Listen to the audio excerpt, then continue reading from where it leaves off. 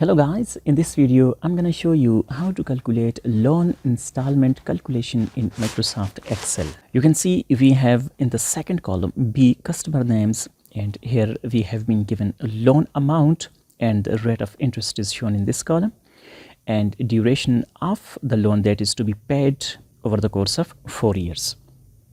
So here in this column we are going to calculate interest incurred on this much loan. So formula is too simple. Just put in equal loan amount multiply with interest rate, again multiply with 4 years, for enter, and here we go. That's the interest. That is the interest that has to be paid over the course of 4 years on this much amount. Hold from here and drag it down, and it's done for the rest of the cells. Now let's calculate the total amount. Again put in equal, this is the loan amount plus that's the interest, and press enter, and this is the total amount that has to be paid back to the lending agency. Now double click and here we go. Let's calculate the monthly installments.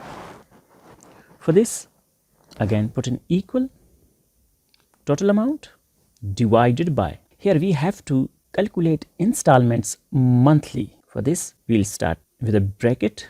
Here we will start with bracket 4 years, and these 4 years needs to be converted into months, so we will multiply it with 12, bracket close, enter, and this is the monthly installment that has to be paid over the course of 4 years. Double click and here we go. We are done. So this is the monthly installment that has to be paid to pay back the loan. Thanks for watching.